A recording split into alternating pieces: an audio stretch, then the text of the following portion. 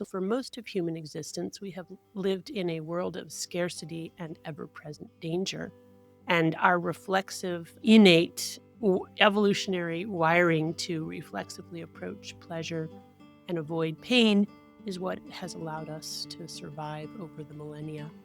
But through scientific and technological innovation in all aspects of life, we have really transformed the world from a place of scarcity to a place of overwhelming abundance. And in this world, we need to now orient differently on how we approach pleasure and pain. And namely, I believe that we need to embrace a new kind of asceticism. We need to actively invite the friction of pain and suffering into our lives as a way to just generally be physiologically healthier, but also to strive for the kind of contentment and serenity that I think all humans are wired to want and to strive for. This is a unique time where we have to think differently about our orientation to pleasure and pain, and specifically we have to go against our biology. We have to kind of actively and intentionally oppose millions of years of evolution if we want to survive, frankly. Hello, and this is the first in a new series of short podcasts I'm going to be doing between seasons. What you just heard there was the voice of Anna Lembke, the psychiatrist and author of the fantastic book Dopamine Nation. I interviewed her last year and we spoke about our relationship with pain and pleasure. We're going to take that one thought, that one soundbite you heard, and explore it a little bit in the next 3 or 4 minutes. Anna describes the modern world as addictogenic. From fast food and chocolate to porn and doom scrolling, we are breadcrumbed with dopamine everywhere we go. And this, she says, has the pattern of addiction.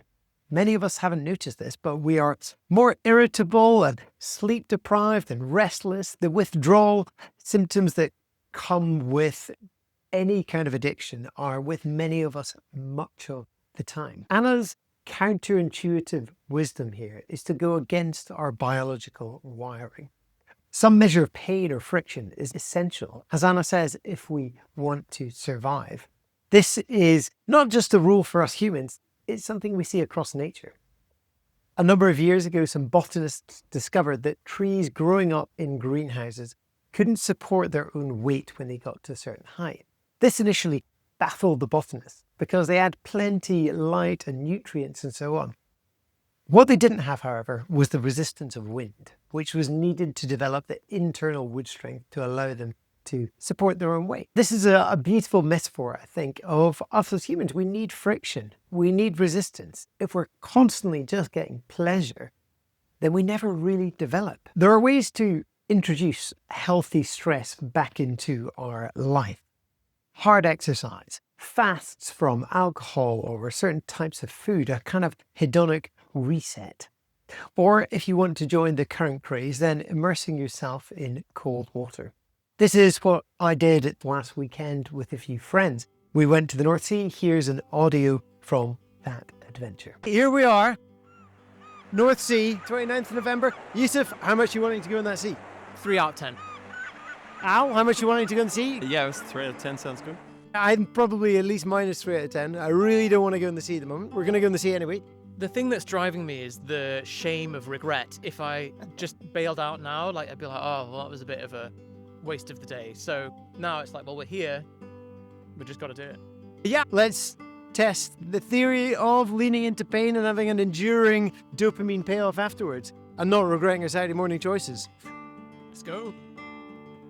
Right, okay. Right, Yusuf, what's the payoff? Yeah, I feel a moral payoff. At least I've ticked the box. I've done the thing. Kenny was in for 3-4 minutes, and that guy was in for a good 2 hours, 3 hours. It's a long time. I guess he's going to feel it more than we do. He's got a big smile on his face. I mean, that's the other thing. Looking at the energy from us now compared to before. Now we feel like we've certainly earned the coffee and the breakfast, whereas otherwise, sleeping in on a Saturday morning and just rolling into a breakfast, it feels unearned, and there's something not as... Maybe that's the puritanical side of me. There's something also in I've heard that going into cold water and doing deliberately really hard things is good in life generally because it reminds you can deal with hard things that are inevitably going to hit you by voluntarily going into it. It's Tyler and wisdom after a fight. The volume on life is turned down. Choice quote. So that's Anna Lembke in practice, leaning in to pain in order to get some kind of dopamine payoff afterwards. Thanks, dude. Thank you, Kenny, for having us out. So that was my own small dose of intentional discomfort. Nothing heroic, just enough to remind me that I'm alive. Anna Lembke's point isn't that we should suffer for its own sake, but that a little voluntary hardship clears the fog, sharpens attention, resets our reward system in the brain, and builds the kind of inner strength that we can get comfort and resilience from. Maybe there's a version of that for you this week. Something simple, slightly uncomfortable, and entirely doable. I'm reminded of a short essay by the English writer Laurie Lee, where he writes about appetite, and he finishes with these lines. Too much of anything, too much music, entertainment, happy snacks, time spent with one's friends creates a kind of impotence of living by which we can no longer hear or taste or see or love or remember. Life is short and precious, and appetite is one of its guardians, and loss of appetite is a sort of death. So if we are to enjoy this short life, we should respect the divinity of appetite and keep it eager and not too much blunted. It is a long time now since I knew that acute pleasure of putting parched lips to a cup of cold water. The springs are still there to be enjoyed. All one needs is the original thirst. Thank you for listening to this short episode of The Examined Life. I hope you found it useful. Feel free to share it, send it on to someone else who might enjoy it. And if you're enjoying these shorter reflections, there are more on their way. If you have enjoyed, then do please sign up to This Examined Life on Substack. Be part of the community there. You can obviously listen to the whole podcast with Anna Lembke wherever you get your podcasts. Until then, stay curious, embrace the pain, and have a good week.